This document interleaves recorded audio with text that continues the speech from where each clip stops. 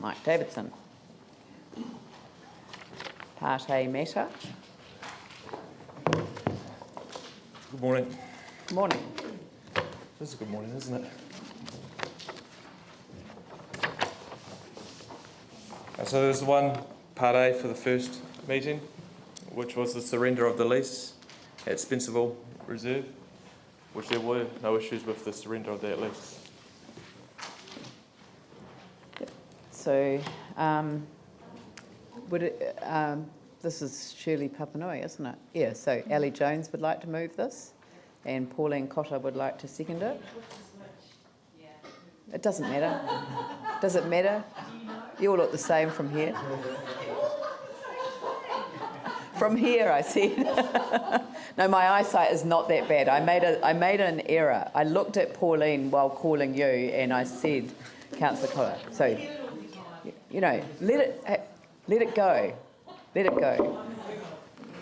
Right. So, are there any questions that people have? Yanni? Really a question for staff. So I just want to understand, because that's great, we've got a formula device for sports clubs and organisations occupying reserves and local parks, but do we have a policy that applies to council land outside of reserves and local parks? We actually had quite a robust discussion about this at the board, and some members actually voted against this at the time. Well, I guess there's two parts to this. Well, there's also the Part C, which was about the actual lease of a new bit of council land, which is where the main part of the debate came. It wasn't about the surrendering of it. Yeah, we're not making that decision. We're making the decision to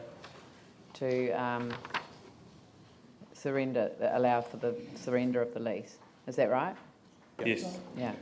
So, but it does raise an issue, because it raised an issue that was raised in the previous community board one, which is a consistent policy around how we're dealing with land that we lease, whether it's to a sports organisation, and whether that's the same as a community organisation, whether that's the same as an organisation that receives government funding for the service that it delivers. So, you know, it's an interesting one, and there may be a reason for the apparent inconsistency, but without seeing a report on that, I actually couldn't answer that question off the top of my head.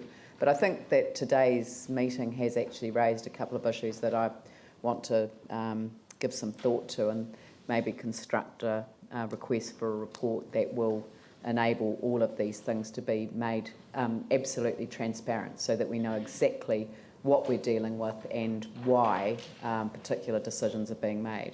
So, I mean, I think it's been quite useful, but this particular motion is not related to the wider decision that actually remains as part of a delegation to the community board.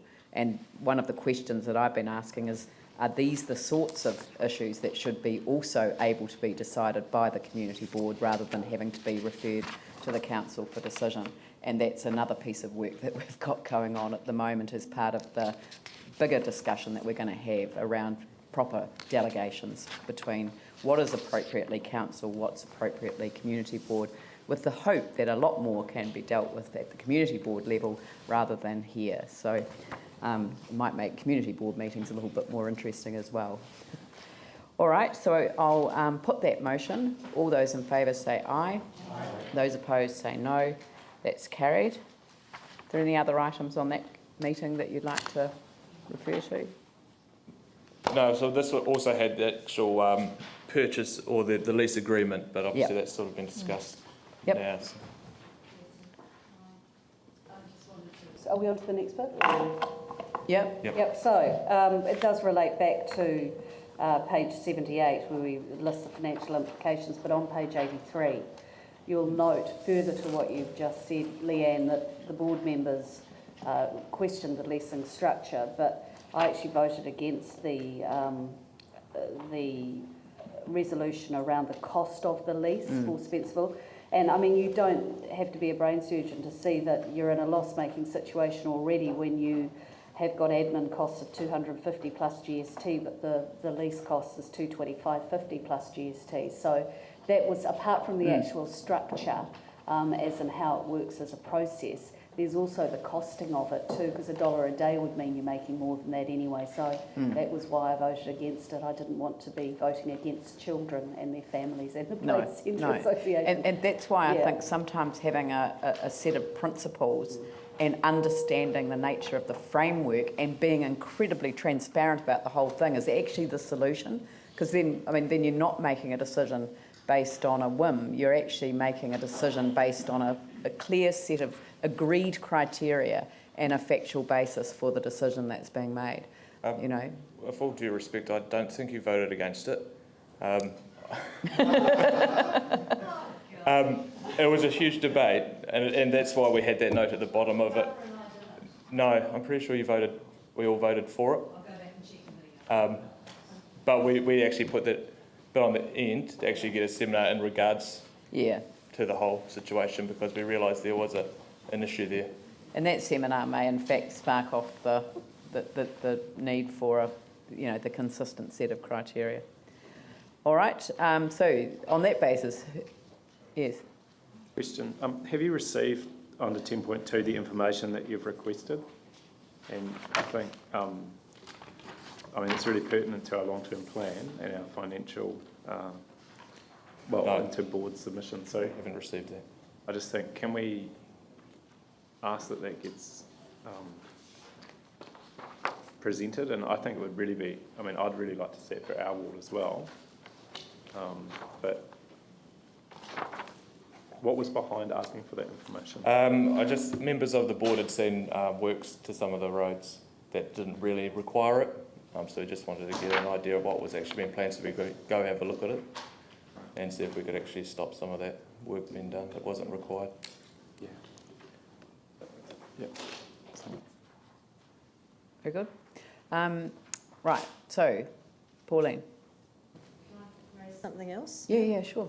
On page 81, 10.4, as you well know, the Shirley Papanui Community Board is yet again a leader in starting the Edible Garden Awards.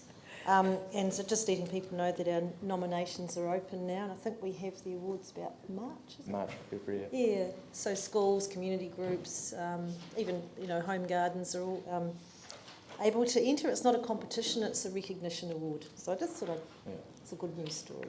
And it is internationally famous, so... That's right. It's been reported overseas. In the Royal Horticultural Society magazine. Also the update on the Melbourne Park track, which the board has decided that we're supporting. They gave a deputation. Yes, the next meeting. What? Next one. Oh, okay, Mike, we'll talk about that.